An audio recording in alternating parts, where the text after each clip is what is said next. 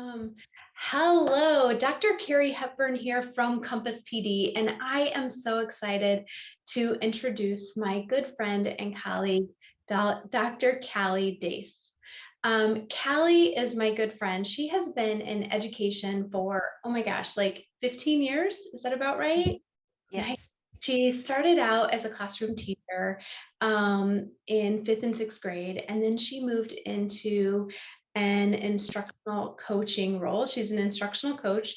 She's also been a math and reading specialist, and she's on the dissertation committee. So she enjoys reading people's dissertations, which I think is just absolutely fascinating. I could barely handle my own, so let alone being on committees and reading and supporting people as they're doing that work, I think is super special. Some of the things that I just love about Kallie are that she is incredibly passionate when it comes to curriculum and instruction and meeting the needs of all students. And so that's really what we're here to talk about today is Dr. Dace and her passion around sensory-friendly classrooms. Welcome, Dr. Dace. So glad to have you today. Thank you, Dr. Hepburn. It's an honor to be here with you. Well, I was wondering, like, if you could talk to us, first of all, what does it mean to be sensory friendly? And just so you know, I have my professional notebook, my pens, I am ready to take notes. This is such a new, interesting topic for me. And so I'm really excited to hear from you to tell us, like, what does it mean to be sensory friendly? What does that even mean? I'm so glad you asked that, Carrie, because before 2 years ago, I wouldn't have had any idea. And so really what it means to be sensory friendly is to be super intentional about how you structure your learning environment, that atmosphere, how does it feel to be a learner in your room, and then the intentional way that you sequence your day. How does one activity flow into the next? It's being super intentional. And when I say being intentional, it's thinking through the five senses that we are most familiar with.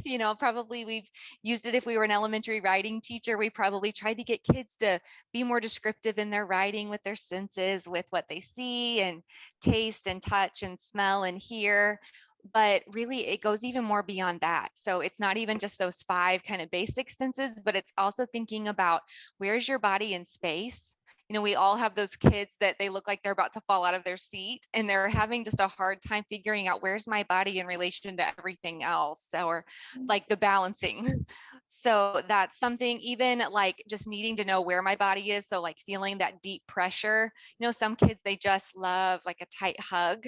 That's even like thinking about your body with that, and even your internal organs. Like we know that right before lunch, that's a really hard time to teach when you're trying to tie in and their stomachs are grumbling. So it's not just kind of shutting out the senses, but being super intentional about including those senses into your instruction and atmosphere. Because really, I've learned that when you take in all the senses, for those of us that are able to regulate the senses, like we'll know, like maybe our stomach's growling, but we know in 5 minutes we're going to get lunch, we can push through the task. But for some kids, when they feel those different sensory impulses or needs, they're unable to block it out. And so that's where we need to really teach kids, how do we regulate the senses to where we can be members of the class or later on members of our communities, and so that we won't just shut down. Because a lot of kids, even adults sometimes, when we feel one of our sensory impulses just feeling out of control, we'll go into the fight, flight, freeze, or one of my favorite teachers calls it freak out. And you see kids, they're just out of regulation. And so just thinking through, like, why are they choosing one of those behaviors? And a lot of times it's because they don't know how to take in the sensory input, organize it in their brain, and choose a healthy reaction. Hmm. I am fascinated because I wonder how many students over the years I missed. I honestly think, and you'll correct me if I'm wrong, this is fairly new research, fairly new information that has come out. And so when I think about I have particular students that are coming to mind as you're talking about just their inability to think about their body and the space, like they were all over the space and not understanding like that your space is this big, or I'm just fascinated by that. I think that can be so helpful, like as we talk about this, to be thinking of the different kids that you've interacted in the past with. If they're students, they might be your family members. I Mhm. think it's so helpful to be thinking through not just the reaction, but like what's causing that? What's the trigger? Or like I'm thinking of children that they'll be walking down the line, and a lot of our schools are PBIS schools, and we want them short, straight, and silent, Mhm. but they're running their hands down the wall, or Yeah. they're kind of jumping to see how high they can reach, or if they're in the middle of the line, they're bothering people around. Through all of this, I've learned that's really hard for them to find their place in space. And so Mhm. that's why they're doing it. They're not doing it to be defiant. Where I think the traditional school model is you fit in this box and you do these things and things will go well for you. And I think we just thought like they're just being defiant, where if we really, really look at what's triggering, it might not be defiance. It could be sensory related. I'm curious. I'm curious, like, how do you find that out? How do you Yes. So, find that, I guess? yes. So this wasn't a journey that I chose to go down. This is one that is very near and dear to my husband and I and our family, because fall of 2020, so not too many months into the pandemic, we noticed that our child at the time, he was 3, we noticed that the regular kind of activities as we were able to re-enter schools and get back to church and like all those normal kind of activities were really overwhelming for him. He Mhm. would often say like, I want to go home, or I just want to be with you, mama, or things like that. And I couldn't figure out. I thought, well, maybe he's just a homebody, maybe he just really likes being at home. And then the more he would say that, when he would go to new environments, or he would go to church, because you only go a couple times a week, he would often go under the table. Well, of course, lots of people, even myself included, thought, why is he doing that? We don't do that. That's not the expectation. And Right. so I just started noticing these things, and there was some other triggers that we started noticing. So our son is either sometimes sensory avoider and sometimes sensory seeker. So, and that's what you'll see, every child that has any kind of sensory kind of regulation that they're working through, it's different. No child like fits the same kind of profile, but he would hate to get wet.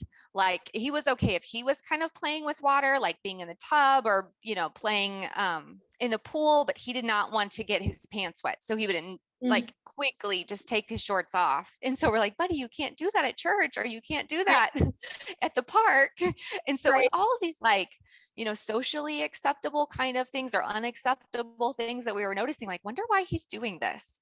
And Mhm. so at first I just thought, well, maybe it was because we had to be home for so many months, or maybe it was because we had to be so separate. And so I thought, okay, well, let's just get back him in the rhythm. And so it just kind of kept continuing, and we couldn't figure out why it wasn't getting different or, changing. And so a common phrase I kept hearing was, he's just not like your other kids. You have 4 kids, like he's just different. And at first I took that as like a personal thing, like, oh no, have you messed your child up? Like, what is happening here? Because I think sometimes as parents and educators, we think like we should have all the answers and our Right. children shouldn't have any struggles, which Mhm. isn't realistic. But I think sometimes we put ourselves in that Yeah. that mindset. And so as he did preschool screening, he was so scared, like so frightened, and I couldn't figure out why, because he's been in our school-based daycare and they do a lot of preschool activities, lots of structure, since he was like 6 weeks old. So I couldn't figure out like what is the thing, what is now. And he kept saying, mom, I just feel my tummy's bored, I feel this like, and what I think he was trying to say was like this pit in his stomach, which the more he was saying it, I kept like processing, and I realized it's anxiety. Like he doesn't know how to say, mom, I am scared, I am fearful, like this is overwhelming. And when I think about it now, when you would go into our preschool, it's a beautiful new building, and it's this like kind of large multi-purpose room. that's really overwhelming sometimes for kids with sensory, because they can't, this is huge room. You hear all this echoing of sounds, and like it's just sensory overload.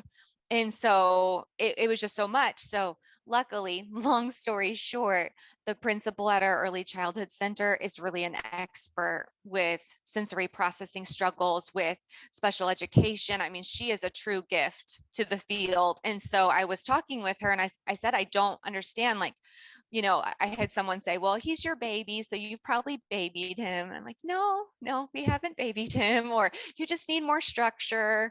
And I want to say, like, I don't know if our family can be more structured. I'm very type A personality, Enneagram 1, like there's not going to be more structure possible.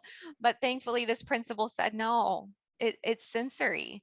We just got to get his core strength up, and that's going to help him be able to sit and be able to handle learning activities. So she sent us down the path of really working through different high intensity regulation things, like things that you and I probably did when we were preschool just for fun, like the bear crawls and the crab walks and the gorilla shuffles. Like there was 7 different animal exercises that we would do just to try to get both in your shoulders, like get your shoulders stronger and just get that core strength stronger. Because if we have that, then we're able to more attend to lessons and focus. And that's a big part of school, is being able to control your body and have that stamina. And so we worked on that very faithfully all summer. I mean, we started at the beginning where our sweet boy, he would just have big crocodile tears, like, I can't do this. This is too hard. And I'm like, we can do all things. We can do hard things. I mean, you're just like chanting it. Yeah.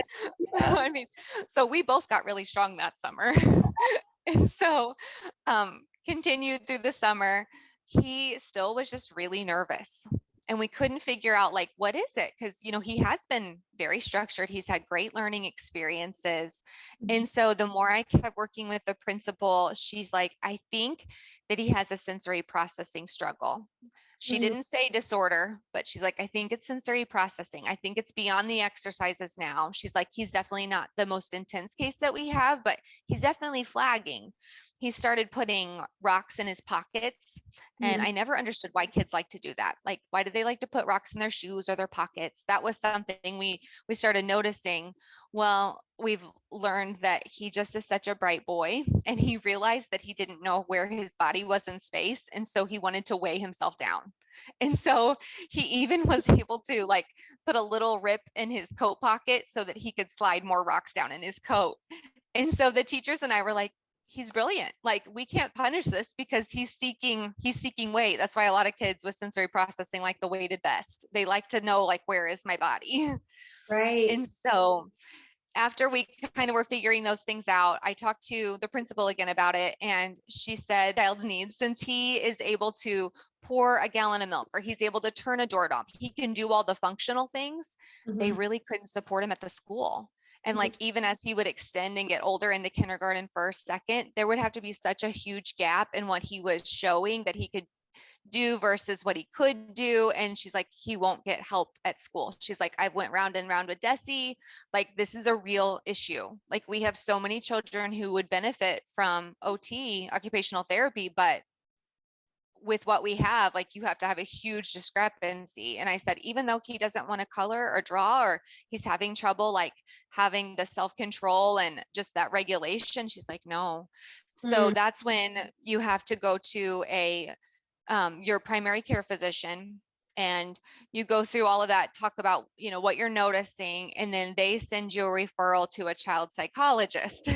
And then you have to go through all of that. And so I think for our listeners, something that would be helpful to know is that children who have autism have sensory processing, but you can have sensory processing but not autism. So it can get a little complicated and just a little overwhelming with all the questions and different things that you process through. But we were able, at least in our child's case, to rule out autism, because when we realized it was sensory processing, that was the really actually hard moment for us, because we knew he needed occupational therapy, but due to COVID, the wait list is just ungodly. It's so long. So we had to wait from beginning of November till the middle of February before we could get him into OT. And the really hard thing about that process was we knew he needed help, and we were reading and watching webinars and reaching out to as many people as we could. And it was so cool. There was lots of people in our path that would come forward and say, hey, we lived this.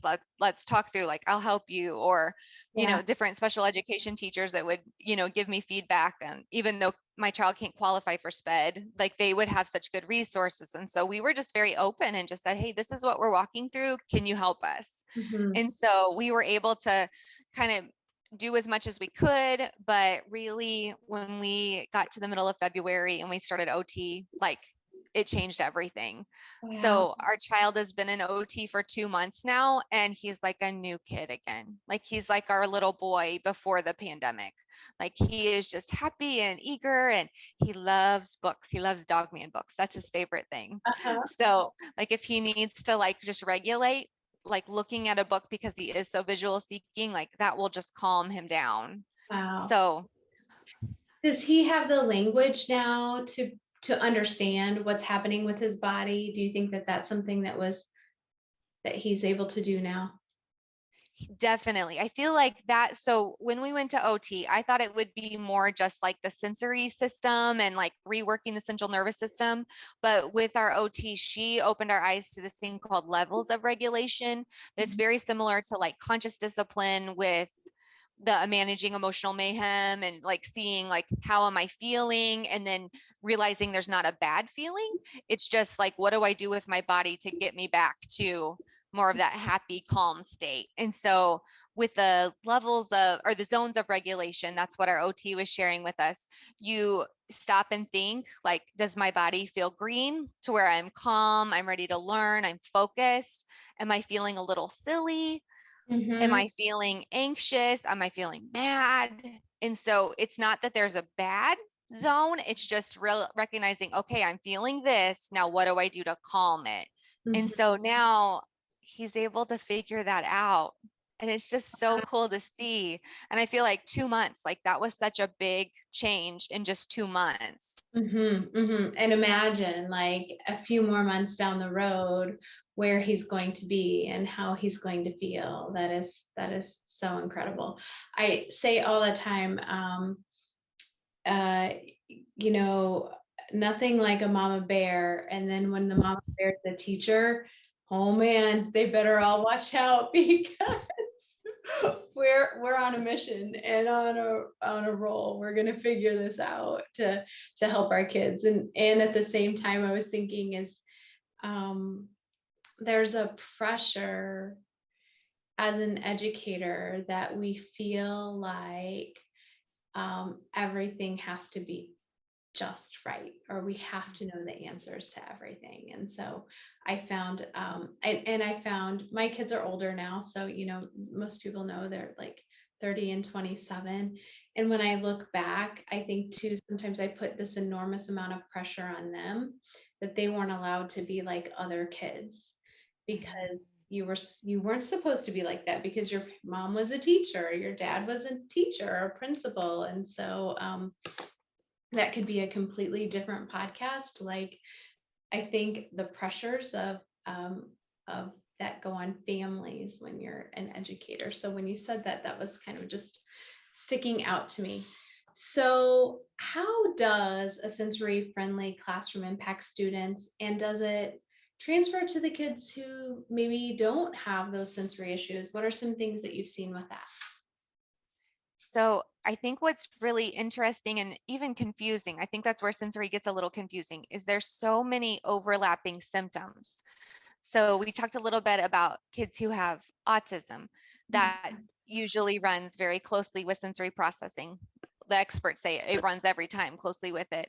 But then I'm thinking of the children that have ADHD, ADD, that just attention deficit and the hyperactivity disorder. There's a lot of behaviors that really seem similar with sensory processing. And that was even something that my mom is a retired teacher and superintendent. And so we have education talks all the time. And so we would talk a lot like, okay, do we think this behavior is sensory, or do we think it's, you know, Mhm. hyperactive? Like, and it's really hard because they seem very similar.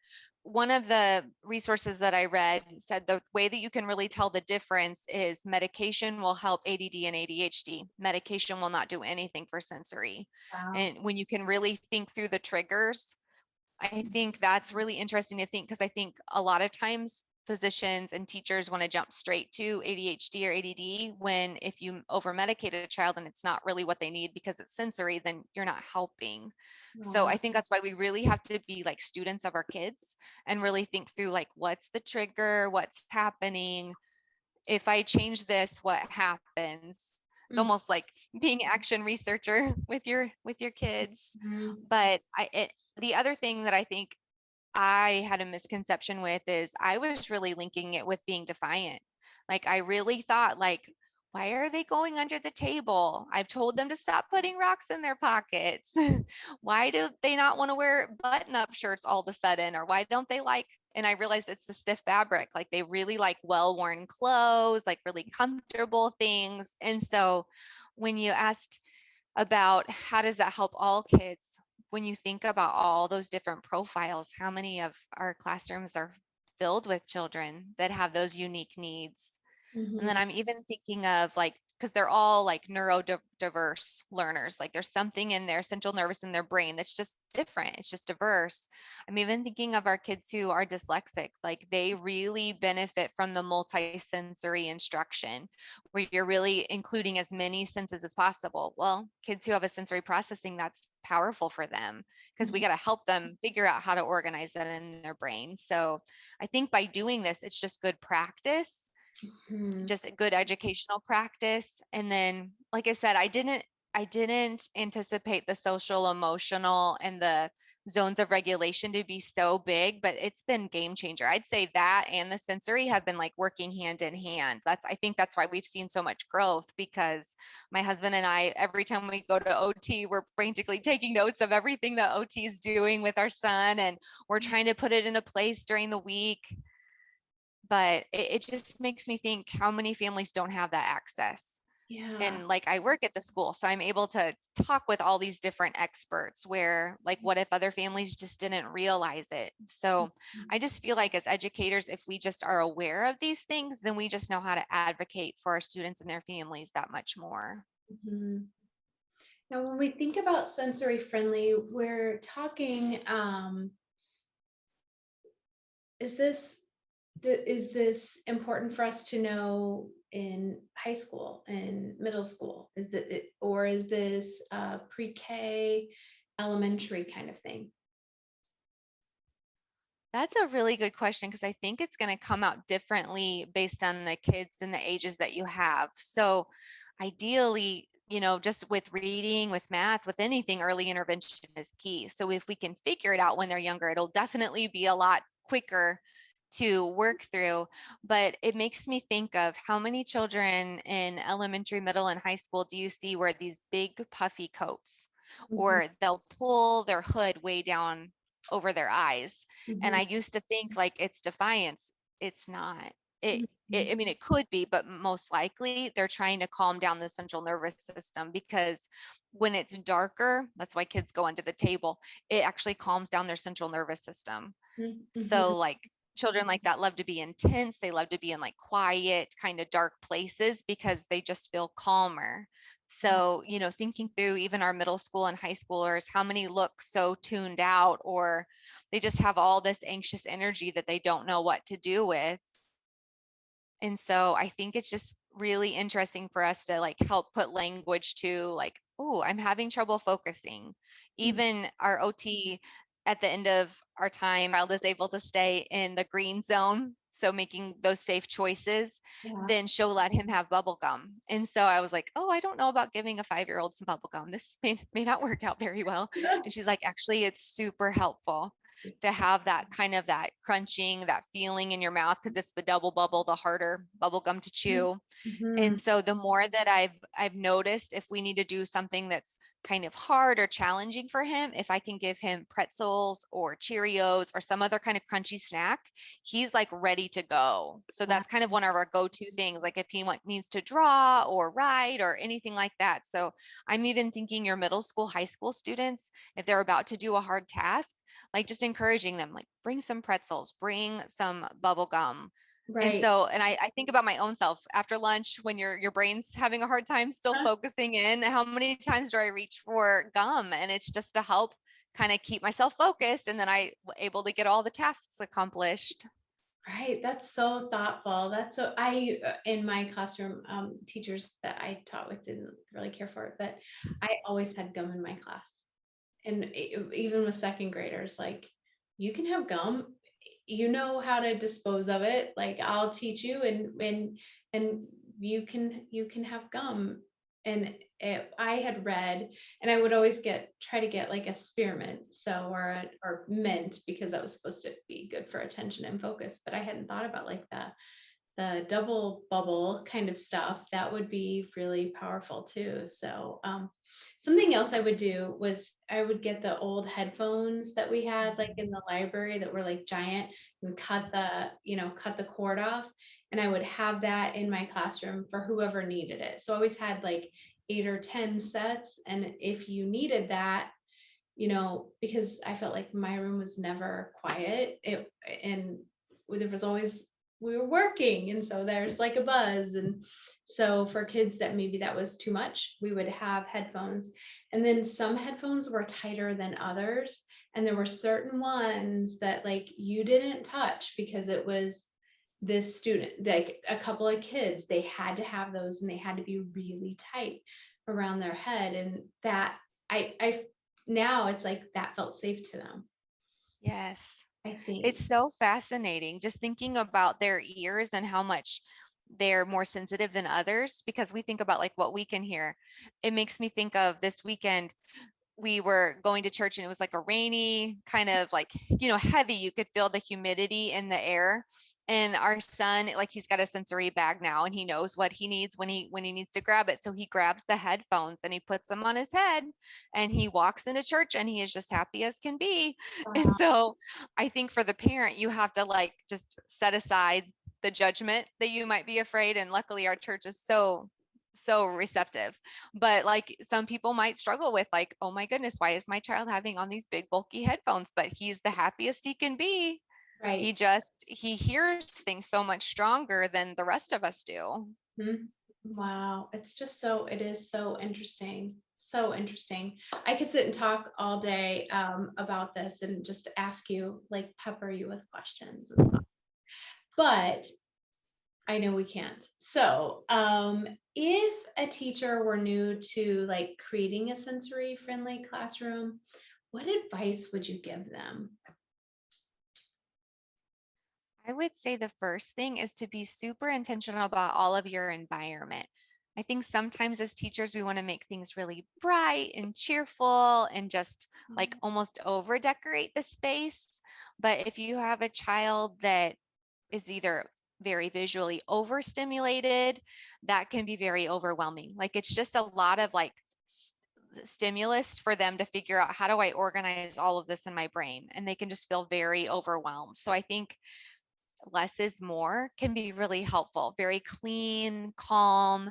That would what I would say with just organizing that environment, just Mm, giving them a place where if they're feeling overwhelmed, that they usually like tighter spaces. So even like a reading corner or like a calm down area, and make it feel like this is something that we can all use. Like even as a teacher, the teacher model, like, oh, I'm feeling a little overwhelmed. I'm going to walk over in the calm down and I'm going to show you how I'm going to take my deep breaths and I'm going to calm my body, so that they know what does that mean. Because I think sometimes as adults, we calm our body inside and we don't show them what's happening. So mm. just really modeling, how do we calm ourselves?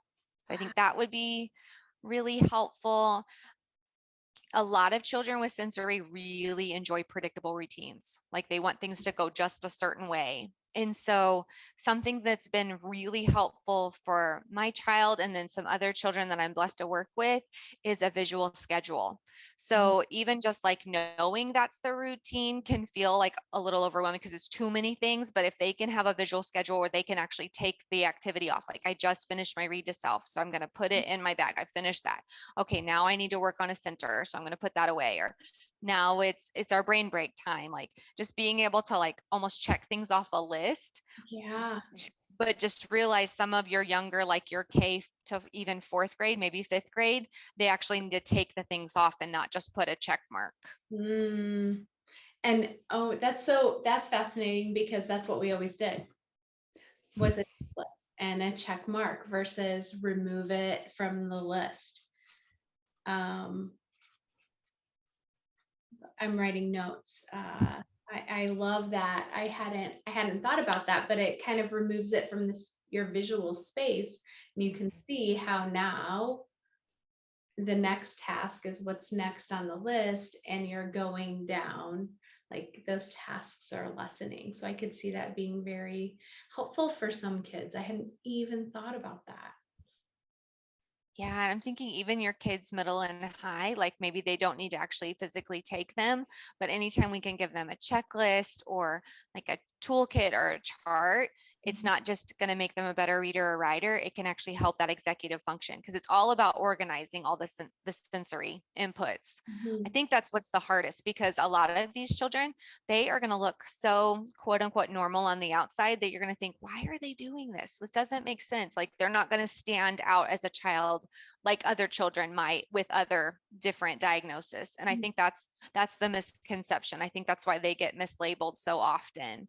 So the more that we can just empower them to make sense of their learning and how to organize their tasks, then they're just going to be that much more successful. And the kids that I've been working with, my own child, they're just brilliant. Like these are the kids that, they're going to be inventors, they're going to be scientists, they're going to be mathematicians. Like they just look at the world in such a creative way that I just don't. I'm such a black and white kind of thinker. And so just thinking about helping them figure out how to handle your brain and how to handle all those inputs, like they're going to come up with beautiful things in their life and it's going to be really cool to see. And I just don't want them to feel like, oh, I don't fit the mold and then just kind of shut down. Okay, so I'm going to ask you now, like, this has been so much fun. We're going to get to like some things just about you. What are your top 3 books and why? Well, I was thinking about this topic just because it has been like my life. So I wanted to share my top 3 for this topic. So the first one is Mixed Signals. Ooh. And it's written by an OT. And so this was the one that my son's principal recommended. And she said she's had so many families read this just to kind of learn like what is sensory processing, what is really happening. It helps you just think through like, is it a sensory meltdown or is it just a childhood temper tantrum? Because sometimes it's hard to tell.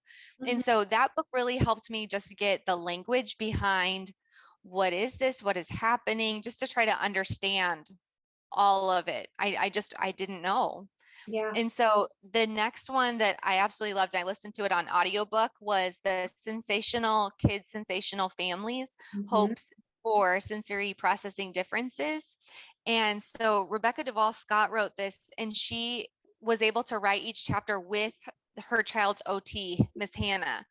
And so it was just this beautiful perspective of Rebecca was an educator herself. She worked with behavioral management. Then she has 2 children and one of her children has sensory processing disorder. So you really like walk her journey and you get to hear each chapter what was Hannah the OT's perspective. And so it's just such a beautiful journey. And so that book just gave me so much hope. And this was while we were waiting to get OT appointments. So of course, anything Miss Hannah said in the book, I'm like, okay, we are doing. Miss Hannah is the expert. Wow. So, and then the other one I've had a lot of people recommend, but it's so dense. So that's why I would say it's my third one, is The Out of Sync Child. Okay. That one was really fascinating because it is written by an early childhood teacher, and she couldn't figure out why like the normal songs and games and like the fun activities you would do in early childhood, why there were some kids that it was just painful for. And Mm, so she did all this research and realized it's sensory processing. So these children are not trying to just make it hard for you or hard, trying to be difficult. Like it's actually painful for them sometimes. wow. That it's actually painful. That's that kind of hurts the heart, doesn't it? That we don't realize, we don't know, we didn't know that it's actually painful. I So, had an educator, an instructional coach that I work with. She said she read that one time it's like having a woolly sweater in your brain and like just that uncomfortable feeling, but that's in your brain. And so how to like work through that. mm-hmm, But I think there is so much hope, and we've seen that firsthand, and I'm seeing it with the kids that I work with in school. Like once we work in what they call a sensory diet, I thought it was just going to be food. It's really not food, but just those different activities to strengthen the central nervous system, then it is tolerable and even enjoyable. wow. Now, when you say sensory diet, is that something that you will be addressing at the creating a sensory friendly classroom? Will you be talking Yes, about that? Oh, absolutely. And we will be addressing it in a very practical way. Because if you're like me and you've heard this podcast or you've seen things about it, you might say, oh my, this feels overwhelming. This feels insurmountable. I hear you. I was there. And so I want to help share some very practical ways that we can build these different sensory activities or what the mhm, experts call a sensory diet in the day so that the kids will be able to really tune into your lessons and you'll just see so much transfer. mm, And really, you'll see the joy come back. You'll yay. just see kids so happy. They're just happy in their own skin. And Mm, I think that's just so rewarding. oh, happy in their own skin. It is rewarding. Okay, so next question. What is a song that pumps you up? Hmm. I like anything by Elevation Worship, and I love when I'm cooking to just listen to different musics, but probably either Rattle or Sea of Victory. Those are my favorites. Oh, I love both of those songs. Um, and Rattle, both of them. Love those. So those are your pump you up songs. Like, you're so much better than I am, Kelly. I'm like Oh, Sandman, Metallica. I have learned to capture those thoughts. I have to like embed it all day long. So whether I'm folding clothes or doing laundry or, or cooking, cutting vegetables. Love Yeah. it. I love it. Well, it has been such a joy to have you on our podcast this week. And I have learned so much and can't wait to dig into one or two of those books because I think this is a lot more prevalent than we know.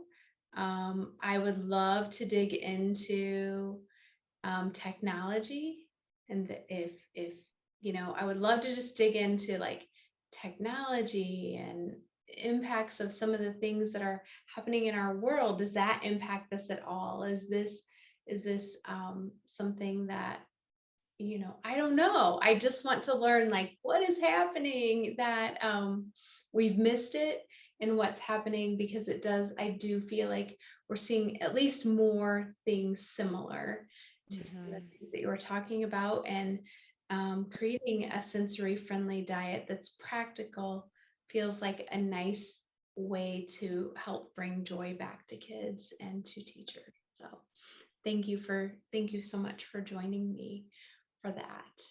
And Thank you. for those of you who don't know, Kallie is going to be teaching creating a sensory friendly classroom, and she's doing 2 sessions this summer. So you totally need to check out this workshop. It's a 2-day workshop. You're going to walk through some really great tips, and she's going to be such a joy to spend 2 days with. So check that out on our Compass PD website.